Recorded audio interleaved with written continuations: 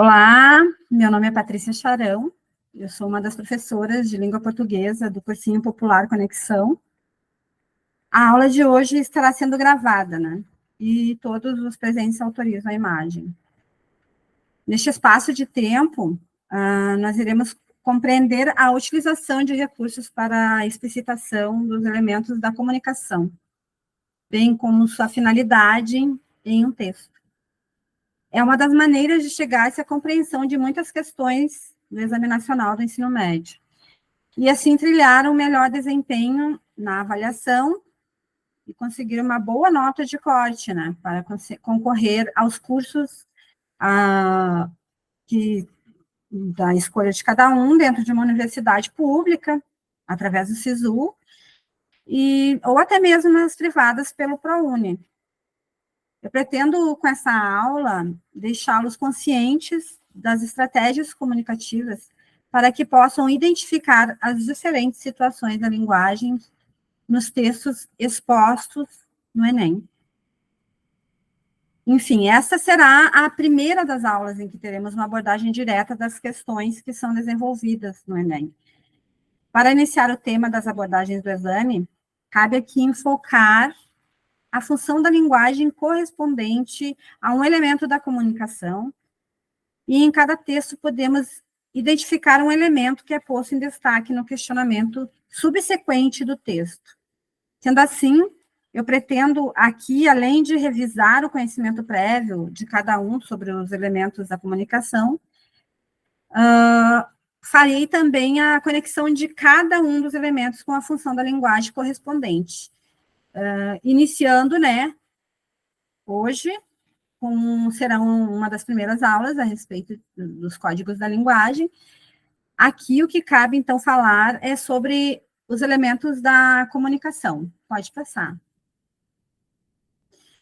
Nos elementos da comunicação, eu coloquei aqui o referente, o emissor, o receptor, os ruídos que acontecem quando o código, a mensagem, o canal, o contexto em que é passado.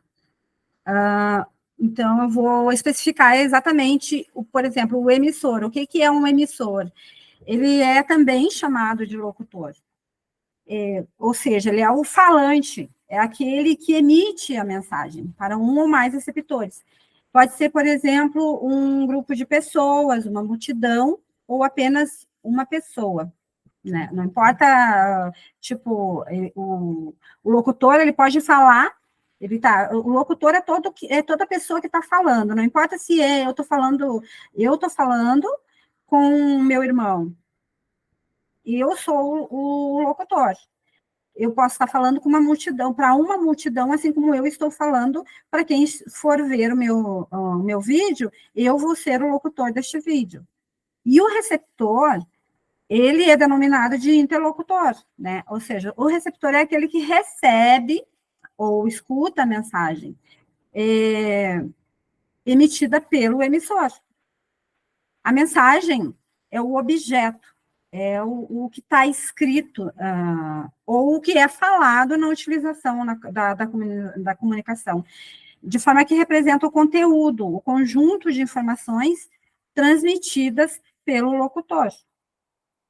E essa mensagem, ela pode ser não só falada como escrita, como ela pode ser até um desenho, um sinal. A mensagem é tudo o que alguém transmite, ou um veículo transmite, ou um cartaz transmite, tudo que que alguém vai receber, aquilo é a mensagem. E o código, né? O código, ele representa o conjunto de signos que serão utilizados nessa mensagem, como eu falei. Pode ser uma linguagem de sinais, pode ser um sinal de trânsito, pode ser um poema, pode ser um bilhete, pode ser a lista de compras. Esse código que vai ser utilizado pode ser em qualquer língua, né? Toda língua tem o seu código, nós falamos a língua portuguesa, então pode ser escrito no nosso alfabeto, como ele pode ser escrito, pode ser passado também através de sinais, né? E o canal de comunicação, o canal de comunicação, ele corresponde ao local aonde essa mensagem será transmitida. Por exemplo, ele pode estar num jornal, pode estar num livro, numa revista, na televisão, no telefone, e muitas outras coisas. Esse é o canal da comunicação, entenderam? Contexto. O contexto dessa comunicação, ele também é chamado de referente, porque ele trata-se da situação comunicativa que o emissor vai estar inserido. No caso, o emissor é quem está transmitindo a mensagem, ele pode ser uma pessoa, como pode ser também um cartaz que está transmitindo uma mensagem que alguém escreveu ali, não é mesmo? Mas também cabe falar aqui dos ruídos, os ruídos da comunicação. Os ruídos, eles acontecem quando a mensagem ela não está decodificada pelo receptor, ou um interlocutor, não é mesmo? Por exemplo, eu posso estar falando em português com uma pessoa que não entende, que fala outra língua, fala inglês ou fala espanhol, e ela não vai me entender. Então, isso também pode ser considerado um ruído.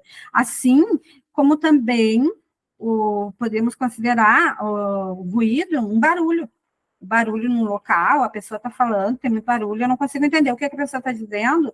Isso também é considerado ruído, né? O que é mais comum as pessoas interpretarem como ruído é isso. Ou então, até uma voz baixa, enfim, isso tudo é o ruído, pode passar. Então, cabe aqui falar também sobre as funções dessa linguagem, né? As funções da linguagem, elas são as formas de utilização da linguagem, segundo a intenção do falante. Essas funções, elas desempenham um papel relacionado com os elementos presentes na comunicação. Então, esses elementos, eles podem ser o emissor, o receptor, a mensagem, o código, o canal e o contexto, como eu havia já dito. Assim, elas determinam o objetivo dos atos comunicativos. Embora haja uma função que predomine, vários tipos de linguagem podem estar presentes num mesmo texto. Ou seja, essas funções, elas vão ser referidas agora, vão ser faladas agora. E a primeira que eu vou falar é a função referencial ou denotativa, que tem a função de informar direta e objetivamente, focando no assunto tratado em seu contexto. Aí eu coloquei os exemplos, por exemplo, texto dissertativo, técnicos, materiais instrutivos e jornalísticos, até um livro didático. Aqui eu coloquei na imagem a Constituição da República, que ela é um texto que ela está informando sobre alguma coisa. Então, ela tem uma linguagem muito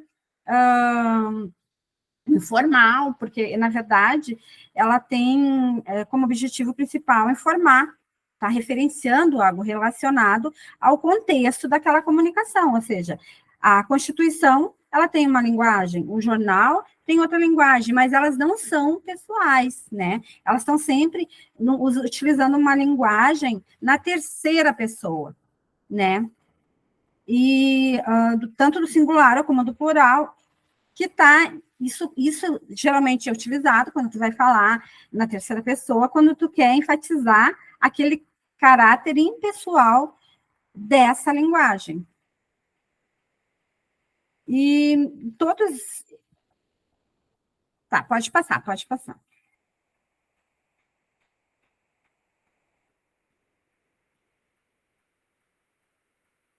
Então, outra função que existe é a função emotiva ou expressiva, né? Ela é focada no eu, na primeira pessoa. Ela é subjetiva, porque ela fala de mim. Eu estou falando de mim mesmo, das minhas emoções, dos meus sentimentos. Os textos, eles são marcados por reticências, exclamações, interrogações e outras sinalizações expressivas da atualidade. Por exemplo, numa música, tu pode encontrar um texto emotivo, um depoimento, os emojis são um texto que são expressivos, né, são emotivos, porque o emoji, ele tem alegria, ele tem tristeza, e você utiliza muito no WhatsApp essa linguagem mais emotiva, mais expressiva. Quando vai fazer uma carta, né, para alguém, mandar uma carta para alguém, ou um e-mail para alguém pessoal, tu vai usar essa linguagem emotiva ou expressiva, que geralmente é sempre escrito em primeira pessoa, né? E a gente pode destacar, né, esses textos poéticos, né? Os diários também, todos eles são marcados por esses sinais. Geralmente você usa, né, reticências, coloca alguma coisa, não conclui, que a ideia é o que é passar aquele sentimento que tu não tá conseguindo expor o que tu tá sentindo, mas tu tá sentindo alguma coisa, né? Então, a ideia é que quando tu coloca reticências é que tu quer expressar algumas, ou um ponto de exclamação também, quando tu tá exclamando que hoje você está feliz, eu estou muito feliz, então vai colocar aquele ponto, né, aquela exclamação, ou alguma coisa que tu não entendeu, que tu ficou chateado porque aquilo ali não tinha razão de ser, tu coloca um ponto de interrogação. Pode passar. Outra função também é a conativa ou apelativa, porque ela também é chamada de apelativa porque a função da linguagem conativa, ela é caracterizada porque ela tem uma linguagem persuasiva, que tem o intuito de convencer o leitor. Por isso, o grande foco é no receptor da mensagem. Essa função ela é muito utilizada nas propagandas, nas publicidades, nos discursos políticos, porque é um modo de influenciar o receptor por meio daquela mensagem que vai ser transmitida. E esse tipo de texto, geralmente, ele se apresenta na segunda ou na terceira pessoa, com a presença de verbos no imperativo. E o uso do vocativo, por exemplo, vote em mim, entre, não vai se arrepender, é só até amanhã, não perca, por exemplo, uma oferta. Essa é a linguagem conativa. Pode passar. Outra função da linguagem também é a poética. Ela é uma linguagem mais característica em obras literárias, né? Porque ela possui como marca a utilização do sentido conativo dessas palavras. Né? Nessa função, o emissor preocupa-se de que maneira a mensagem será transmitida. Então, as palavras elas são muito bem escolhidas, as expressões, as figuras de linguagem também que se utiliza. Aqui, nesse tipo de linguagem, o principal elemento comunicativo é a mensagem em si, porque ela precisa, aquela mensagem, ela tem que passar essa visão de que há alguma coisa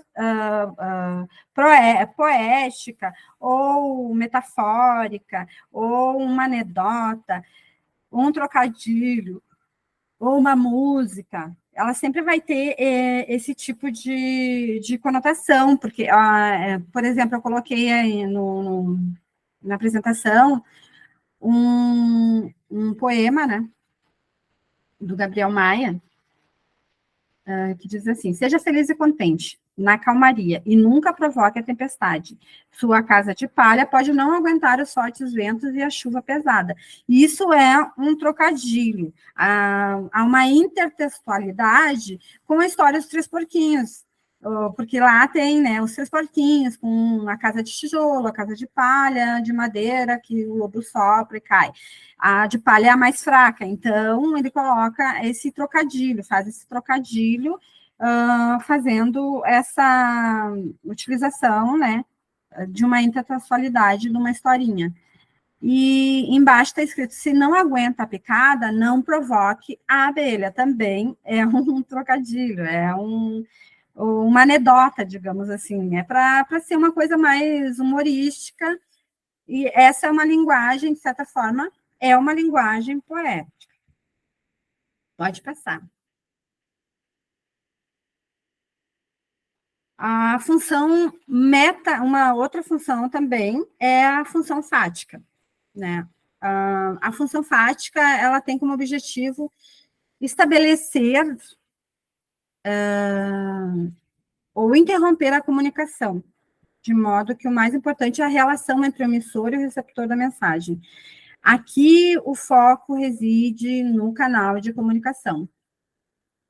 Normalmente, ela é usada quando o emissor testa o canal, a fim de manter a comunicação, ou seja, não é tipo, vou ver se meu microfone está funcionando, alô, alô, ou, você está aí, ou, oi, coisas assim. Ela não deixa de ser uma linguagem, você está usando aquela linguagem especificamente para aquele fim. Nos diálogos também dá para usar, por exemplo, nas expressões de cumprimento, saudação, no telefone, o alô do telefone não é uma linguagem enfática. Pode passar. E, por último, nós temos a função da linguagem, a metalinguística, a função metalinguística.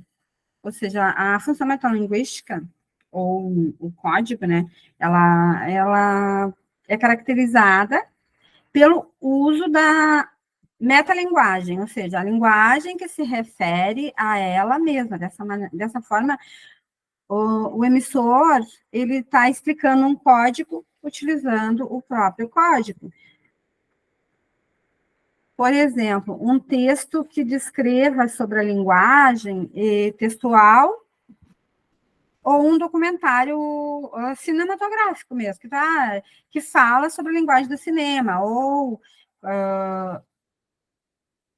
até mesmo um dicionário, uma gramática, ela está falando sobre a própria escrita. É um livro que fala sobre a escrita, é a metalinguagem, a linguagem falando sobre a linguagem, ou um poema que fala sobre o poema. O poeta, às vezes, usa a metalinguagem, porque ele vai lá escrever sobre o poema e ele fala como ele escrever um poema, como ele se sente quando está escrevendo poema. Então, isso é a função da metalinguagem, é falar sobre ela mesma. Pode passar. Aqui eu peguei, então, as questões do Enem. Eu coloquei umas questões do Enem para a gente abordar, para ver como o Enem ele super aborda esse tipo de questões. Ele não utiliza a gramática, ele utiliza mais a linguagem, ele fala sobre os tipos de linguagem, ele vai falar sobre a linguagem conativa, apelativa, emotiva, né? A referencial, a poética, a fática, a metalinguística, mas muitas vezes ele não vai falar diretamente sobre isso. Vai colocar um texto, vocês vão ler aquele texto e a partir do momento que vocês identificarem a linguagem que está sendo usada naquele texto, vocês vão conseguir responder a questão. Então, eu vou ler essa questão aqui, que fala o seguinte: o que a internet esconde de você? Sites de busca manipulam resultados. Redes sociais decidem quem vai ser seu amigo e descartam as pessoas sem avisar. E para cada site que você pode acessar, há 400 outros invisíveis. Prepare-se para conhecer o lado oculto da internet. Analisando-se as informações verbais e a imagem associada a uma cabeça humana, compreende-se que a venda... Vejam bem, pode voltar um pouquinho, por favor. A imagem aqui mostra uma cabeça cheia de coisas em cima e uma venda na frente. Então, a pergunta é a seguinte, vamos direto analisando as informações verbais e a imagem associada a uma cabeça humana. Compreende-se que a venda que ele está falando é a venda que está na cabeça ali, na imagem. Pode passar, por favor. Vamos ver. A venda representa a amplitude de informações que compõem a internet, às quais temos acesso em redes sociais e sites de busca. Pensa bem, olha, ela representa a amplitude de informações que compõem a internet. A, não poderia representar isso porque a cabeça está com uma venda, né? E ali e aqui diz o seguinte: representa a amplitude de informações que compõem a internet, às quais temos acesso em redes sociais e redes de busca. Aí teria a ver mais com tu ter acesso a tudo. Então, se tem uma venda lá, significa que você não tem acesso a tudo. Você está vendado, então alguma coisa está impedindo você de ter acesso. Vamos ver a B. Faz uma denúncia quanto às informações que são omitidas dos usuários da rede, sendo empregada no sentido conotativo. Veja bem, o sentido conotativo. O que é o sentido conotativo? Nós falamos sobre a função conotativa da linguagem, ou a função conativa, né? Porque ela é uma linguagem apelativa. Ela é caracterizada por essa linguagem persuasiva que tem o intuito de convencer o leitor. Então, o que o texto tenta nos convencer? De que a internet, na verdade, tem um monte de coisa escondida, não é mesmo? Então, o que a venda está nos dizendo? Ela tem muito a ver com essa venda. Ela faz uma denúncia contra as informações que estão sendo omitidas do usuário da internet.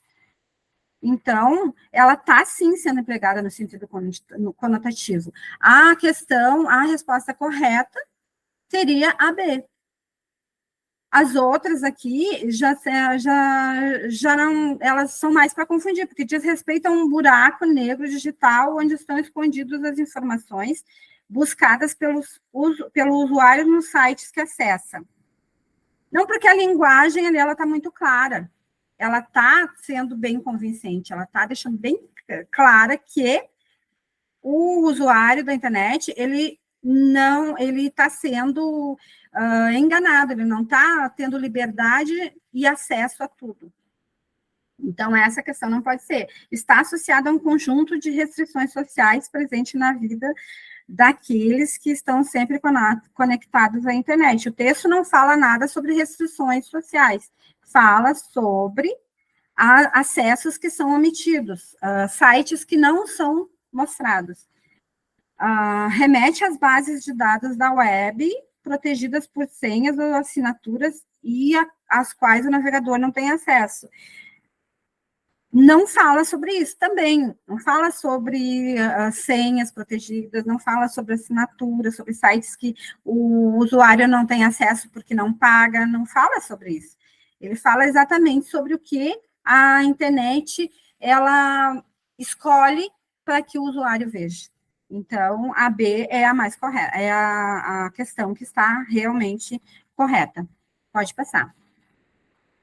Bom, aqui nós temos um texto, né, que é a imagem, que é um texto que fala sobre o Ceará, viva essa alegria. Aí é que ele fala beleza, qualidade do que é belo. Eu não estou conseguindo enxergar muito bem as escritas. Qualidade do que é belo, harmonia de proporção, perfeição de formas, aí fala fortaleza.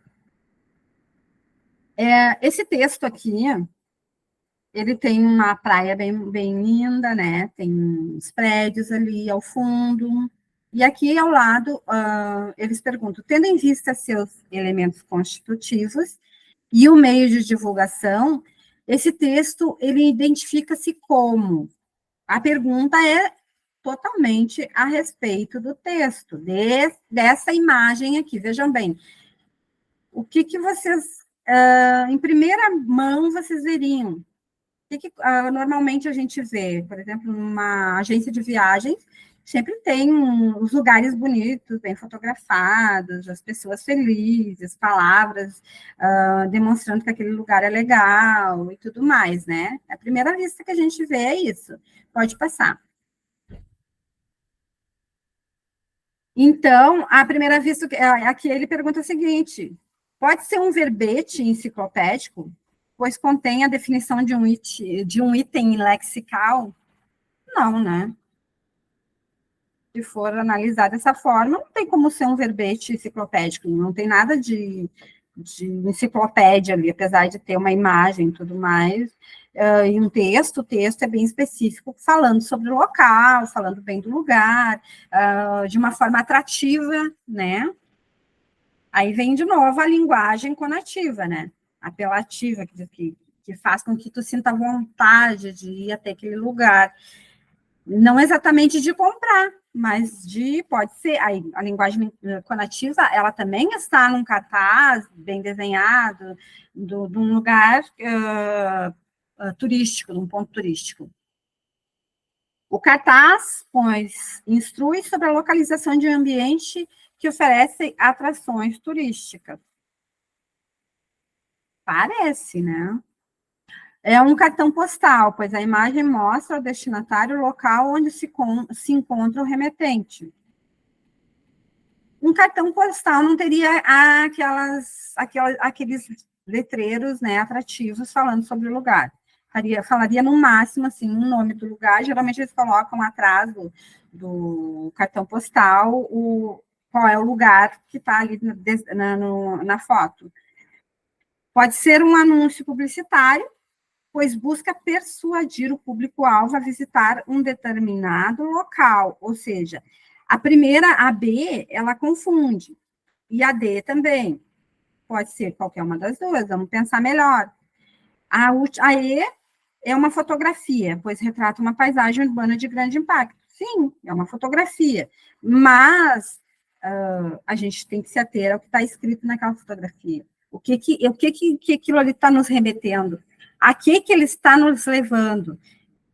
Aonde que a gente pode pensar? No que a gente pode pensar? Ele é simplesmente um inocente cartaz, pois instrui sobre a localização de um ambiente que oferece atrações turísticas, ou ele é um anúncio publicitário, pois busca persuadir o público-alvo a visitar um determinado lugar? Ele é um anúncio publicitário, porque lá na parte de baixo do cartaz, pode voltar um pouquinho, por favor, ao anterior, ele fala um monte de coisa sobre aquilo ali. Então, isso aqui faz com que seja apelativa, uma linguagem que é justamente para te querer ir ali. Então, ele está fazendo publicidade do Ceará, de Fortaleza, para que as pessoas vejam. Pode passar para o seguinte, por favor. Então, é a D, né? Agora vamos o Enem 2015. A pergunta 3 que eu coloquei aqui. Vamos primeiro analisar, olhar o texto. O texto é a imagem. Tem uma... Vamos ver a pergunta aqui. Nesse texto, associam-se recursos verbais e não verbais na busca de mudar o comportamento das pessoas quanto a uma questão de saúde pública. No cartaz, essa associação é ressaltada no letra A.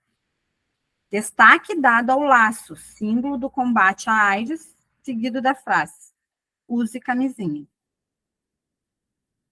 Olha só, ele fala lá em cima que no texto associam-se recursos verbais e não verbais na busca de mudar o comportamento das pessoas quanto a uma questão de saúde pública, né? Então, o que nós temos de textos verbais aqui? É o salve vidas, previna-se, passe essa informação adiante. Use camisinha. E os não verbais, quais são? Os não verbais o salva-vidas ali, né? Aquela boia salva-vidas. E o símbolo do combate à AIDS, que é a fitinha. Só que assim, ó, essa primeira pergunta pode ser que seja destaque dado ao laço, símbolo do combate à AIDS, seguido da frase usa camisinha. Está em destaque? Eu acho que não está tão em destaque quanto está a boia, né? Mas vamos lá, vamos ver o que nos pedem as outras, o que nos dizem as outras opções. Centralização da mensagem previna-se. Foco dado ao objeto camisinha em imagem e em palavra. Olha, a camisinha, ela parece um salva-vida, mas ela, eu acho que pode ser, mas ela está em imagem e palavra, né? Laço como elemento de ligação entre duas recomendações. Aí, lá na E, está a sobreposição da imagem da camisinha e da boia relacionada à frase salva-vidas, salve vidas. Então, eu acho, olha só, olha, como nós temos um texto assim que ficou muito evidente, porque ele fala em associação. Então, se a gente for colocar aqui na associação dos recursos verbais, olha o que eles colocaram. Eles colocaram uma boia salva-vidas, eles colocaram uma camisinha na boia e está escrito em cima, salve vidas. Então, só pode ser a E, gente. A E é o texto, é a associação de recursos verbais direto, tem 3 recursos verbais ali, não pode ser lá o lacinho que está lá, pequenininho, com usa camisinha pequenininha, menor embaixo. Com certeza é a boia com a camisinha, essa está bem expressa, assim. Pode passar. Essa é do Enem 2013. A pergunta 4. Bom, aqui nós temos um quadrinho que fala o seguinte: definições intangíveis. Tem um texto ali nesse quadrinho, aí tem um livro, aí o texto fala o seguinte: um livro é feito de papel, costurado ou colado em página. Um livro é feito de letras que formam palavras e de palavras dispostas em sentenças. Será um livro uma sentença? Olhos. Aí a instrução é a seguinte: os objetivos que motivam os seres humanos a estabelecer comunicação determinam, em uma situação de interlocução, o predomínio de uma ou de outra função da linguagem. Olha aqui, o Enem 2013 falando sobre a função da linguagem. Explicitamente. Os outros textos, ela está embutido. Logicamente, como a gente vai conhecendo essa função, essas funções, essas 6 funções que existem da linguagem, a gente vai identificar, mas aqui é uma pergunta explícita. Nesse texto, predomina a função que se caracteriza por. Pode passar. Vamos ver. Tentar persuadir o leitor acerca da necessidade de se tomarem certas medidas para a elaboração de um livro. Enfatizar a percepção subjetiva do autor, que projeta para sua obra seus sonhos e histórias. Apontar para o estabelecimento de interlocução de modo superficial e automático entre o leitor e o livro. Fazer um exercício de reflexão a respeito dos princípios que estruturam a forma e o conteúdo de um livro. Olha a metalinguagem aqui. É um livro falando sobre os livros. Ele está os princípios que estruturam a forma e o conteúdo de um livro. Então, está muito explícito. Aqui, o que está falando é sobre a metalinguagem. Vamos ver aí só por desencargo de consciência, mas com certeza já dá para perceber que é a D, porque na E ela está retratar as etapas do processo de produção de um livro, as quais antecedem o contrato entre leitor e obra. Por quê? Se ali a pergunta, volta um pouquinho, por favor. A pergunta, a pergunta já está dizendo, predomina a função que se caracteriza, ou seja, ele está pedindo a função. Ele não está pedindo o que antecede, ele não está sendo subjetivo, ele está sendo direto. Ele está perguntando qual é a função desse texto. E ele é um texto metalinguístico, porque é um livro falando sobre como o livro é feito. Então, a correta é a D, pode passar.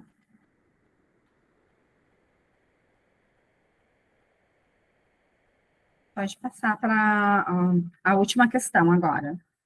Essa questão aqui, a última, ela é do Enem 2022, né? Para vocês verem como a função da linguagem, talvez eu peguei perguntas lá de 2013, 2015, e eu peguei uma de 2022 justamente para vocês perceberem como a função da linguagem, ela é muito utilizada nas questões da linguagem do Enem. Então, essa pergunta aqui é da segunda aplicação. A segunda aplicação, para quem não sabe, é quando, por exemplo, uma pessoa faz a prova ou não pôde fazer a primeira prova, apresenta uma boa motivação, né? No caso, as pessoas que estão presas, as pessoas que estão com uma doença viral, não puderam comparecer, o Enem, ele dá um recurso, o INEP dá um recurso de 30 dias para as pessoas refazerem a prova. E eles refazem, mas não é a mesma prova que foi feita, é uma segunda aplicação que eles chamam. Então, eu peguei essa questão aqui porque ela é bem viva com relação à questão da linguagem, né?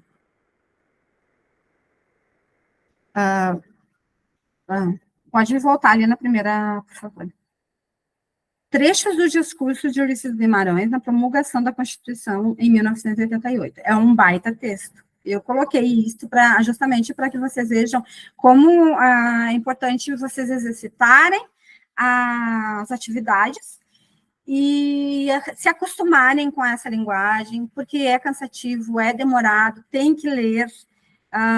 Muitos dão fórmulas, vai direto lá na pergunta, mas eu ainda acho que é ler. E a leitura, não pode ser em voz alta, mas vocês podem balbuciar para poder entender melhor o que vocês estão lendo, porque é importante entender o enunciado para poder responder a questão corretamente.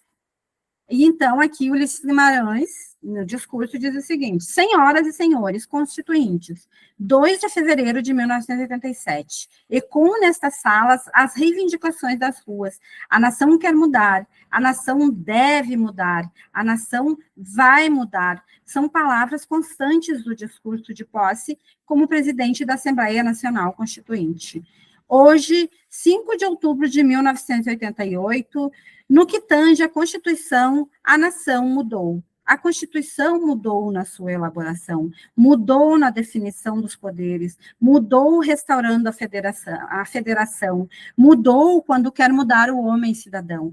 E é só cidadão quem ganha justo e suficiente salário, lê e escreve, mora, tem hospital e remédio, lazer quando descansa. Olha que tema importante para se abordar dentro de uma redação. Olha o que diz a Constituição, olha o que é promulgado. E a linguagem, como eu falei para vocês, qual é a linguagem que vocês lembram quando é aquela linguagem referencial, é aquela linguagem que ela é impessoal, mas ela, num discurso, ela vai ser usada tanto em pessoal como pessoal, porque aqui tem 2 linguagens que são utilizadas. Ele vai usar a primeira pessoa e vai usar a terceira pessoa. A nação nos mandou executar um serviço. Nós o fizemos com amor e aplicação. A Constituição certamente não é perfeita.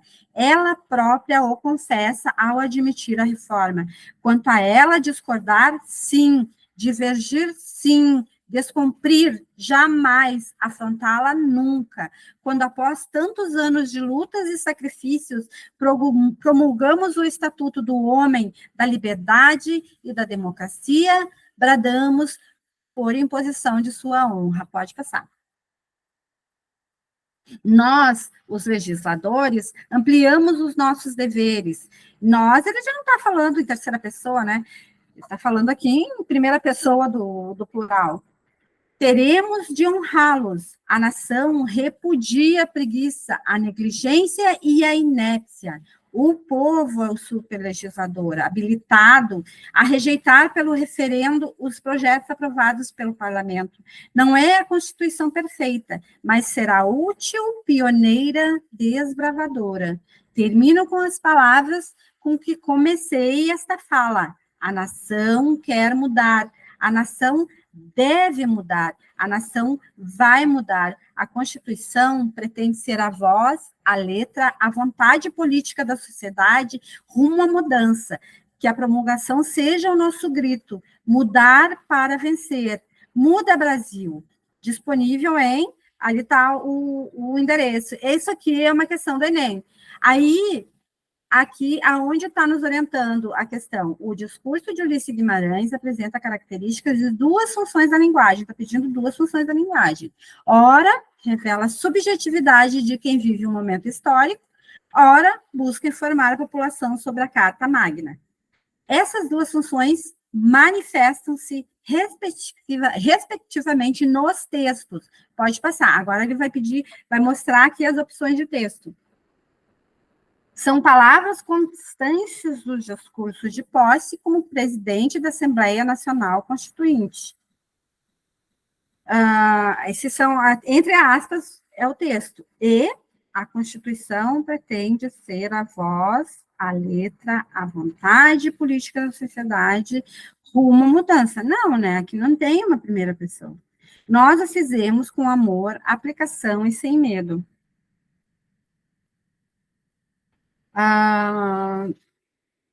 E a Constituição mudou na sua elaboração, mudou na definição dos poderes. Lembrando, pessoal, que elas são classificadas em 6 tipos, né? Tem a função referencial, a função emotiva, a função poética, a função fática, a função conativa e a função metalinguística. Veja bem, com certeza a função metalinguística não está aí, né? A poética provavelmente também não vai estar, né? Porque é uma Constituição, então ela tem já aquele cunho mais sério.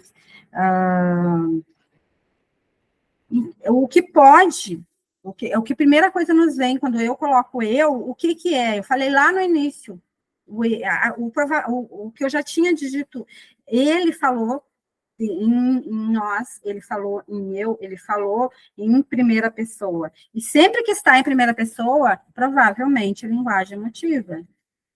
E a outra linguagem, que é a referencial que sempre se utiliza em documentos, em livro didático, em artigo científico, jornalístico, tudo isso, não é mesmo? Então, a primeira coisa que nos vem é isso. Quando eu falo de mim, eu sou o emotivo, e quando eu falo em textos mais científicos, eu falo no referencial. Então, o que poderia ser? Nós o fizemos com amor, aplicação e sem medo, e a Constituição mudou na sua elaboração, mudou na definição dos poderes. Por quê? Porque aqui tem a primeira pessoa do plural e tem a linguagem referente, né, que é o normal utilizado dentro do documento. E é isso, pessoal. Então, na aula de hoje, ficamos por aqui. Muito obrigada. Até a próxima.